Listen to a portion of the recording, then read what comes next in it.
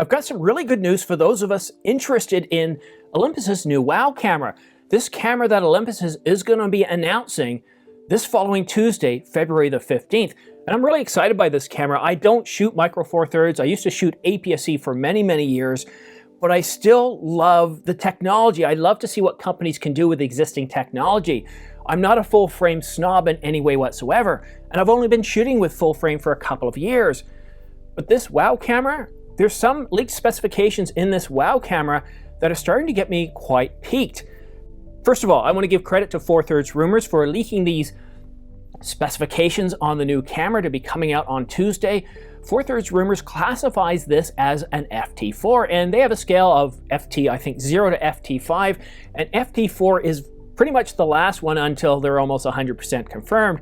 It means they're 61 to 80% confirmed. It's very similar to Canon's CR2, where it's validated from known sources. So let's get right to the specifications. Now, the first specification, this camera is going to be able to perform, it has 2 extra stops of low light performance. And this is due largely to the new Sony sensor, the IMX472, which has a quad Bayer filter.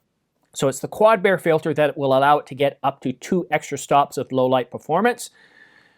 But this camera also has what they call an improved artificial intelligence autofocus system. And this autofocus system is going to basically, according to the rumored specs, is going to bring it on par with the Canon R5, the R3, with the Sony Alpha 1, the Nikon Z9. It's going to give it animal eye detection, human eye detection, head, face, all that stuff, and vehicle detection. And I was almost going to say vehicle eye detection, which isn't too far off. A couple of months ago, I was shooting with the Canon EOS R5 with the latest firmware update that gave it vehicle detection. And I was shooting with the 800mm right here, this big guy, and the vehicle had to be at least 1 kilometer away, and the vehicle was moving, doing about 40 or 50 kilometers an hour. And yeah, I could see that it was locking onto the vehicle, but it wasn't till I got it back home and I could see it on a larger screen. Not only had it locked onto the vehicle, but the driver's face was completely in focus. And it's truly incredible. A really good vehicle autofocus system not only locks onto the vehicle, but if it can see the driver, it will focus on the driver. And if the face is covered up with some sort of mask or helmet, well, then it will lock onto that. And it's truly amazing. So a very, very solid autofocus system matters not just for video, but stills, especially when you're tracking those moving subjects. So I'm really excited about that capability. Again, we have to wait and see how this looks when we have it in our hands, and I won't have it in my hands. That's why I'm able to talk about it, but there are many reviewers out there that have it in their hands. So come Tuesday, there's going to be some pretty exciting stuff coming out about this camera. So watch those reviews. Also, this camera is also supposed to have a high-res LCD. They don't say what high-res means. They also don't say how big it's going to be. And I do like a high-res LCD, but one thing is if you're dealing with a 3-inch or anything close to a 3-inch, especially if you're shooting video, it's nice. It gives you an idea of what you're looking at, but no matter how high-res it is, it's no replacement for a monitor. Even at that size, it's very hard to detect if you're getting the exposure right, the focus right, or many other things. And that's why when you're shooting video, I highly recommend a monitor. All right, now let's talk about some of the specifications we already know about. I still do have some new leak specs, which I'm going to get to you shortly, but let's go in order. We also have in this camera the new Sony IMX472 Micro Four Thirds sensor. And this is 20 megapixels. So this should allow this camera to not only do 4K, but oversample 4K. We don't know what it's going to be at this point because we don't have any leak specs, and I really don't want to conjecture. Previous frame rates has said this camera is going to be able to do 4K up to 60 frames per second. And that includes all the basic frame rates of 24, 25 PAL, 30 frames per second, and then of course 50 and 60 frames per second. All that in 10-bit and the 422 color space. But one thing has changed with this rumor, as per Four Thirds Rumors, is that it's not saying 4K 120 frames per second right now. This update says it's going to be 120 frames per second, 12-bit raw DCI. So are we not getting 120 frames per second in 4K? Well, I don't know. And again, these are leaked rumors. The same thing happened with the Canon EOS R5. When Canon Rumors first leaked it, they said it was going to have 8K RAW. Then he pulled that back in a later update, and then it came back again, and we did end up getting 8K RAW. I would be surprised if it doesn't do 4K 120, especially if the GH6 does it, but we'll just have to wait and see. Now, 12-bit RAW DCI leaves me wondering, what about the 4K basic frame rates? Will that also do DCI, 12-bit RAW? I mean, after all, if you're shooting 4K 120, it should be able to, but if it's only 1080 120, well, I still think there would be enough horsepower in the system to be able to at least do the basic frame rates of 24 and 25 at 12-bit RAW DCI, but we'll have to wait and see. Other specifications, it's going to have, of course, improved AF tracking. Well, we know that because it's using that artificial intelligence system, which is very similar to what Canon brought out, I believe, with the 1DX Mark III and then carried over to the R5 and R6 and, of course, the R3. And it also has astro tracking. Now, in terms of the battery, this is a new specification. It is going to have a new battery, but it's going to be compatible with the existing one, the BLH-1, and price range.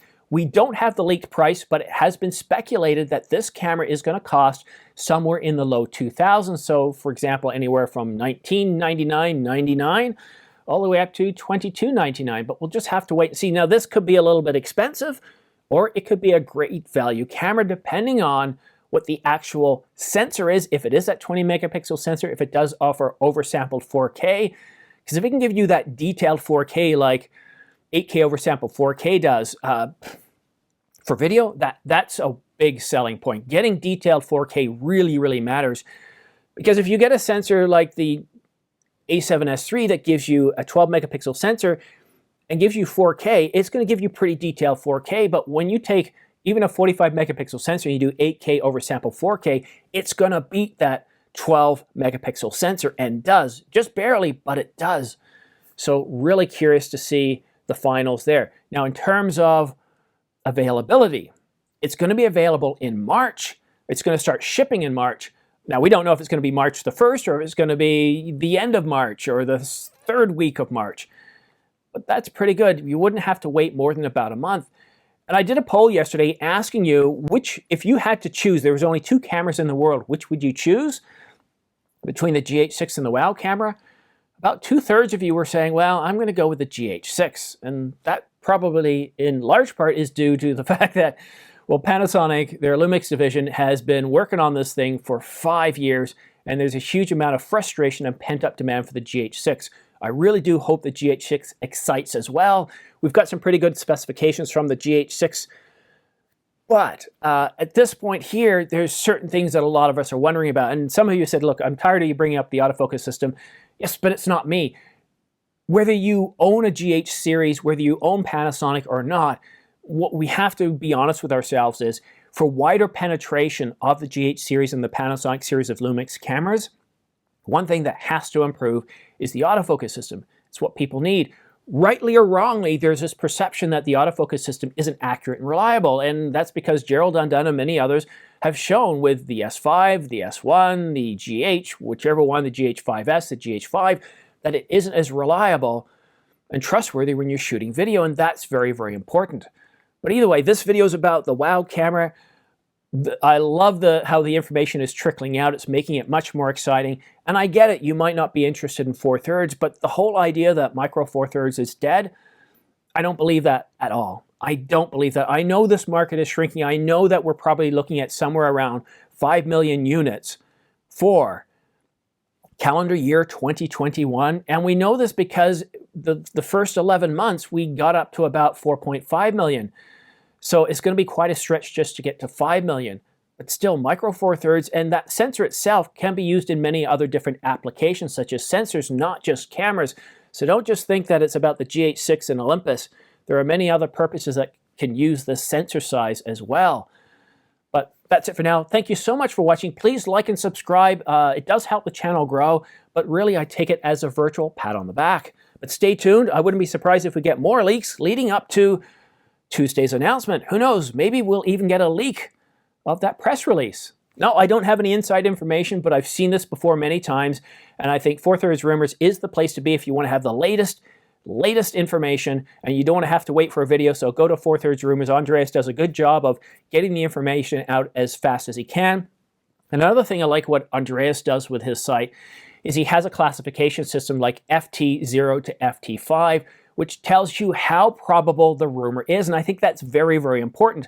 Whenever it comes to rumors that are 50% or less, you know what, it's coffee talk, it's water cooler talk. But once you start to see 80% higher, there's a high probability that this is going to come to pass, and where there's smoke, there's fire. Again, rumors are rumors, and things can change at the very last minute. So many constraints are affecting the camera world, well, the entire world right now, so you never know. Anything that's set to be 100% today could change in the future. As we saw with the GH6, it was supposed to be announced a year ago, but they held off, and we don't know why. But thanks so much for watching. We'll see you again soon.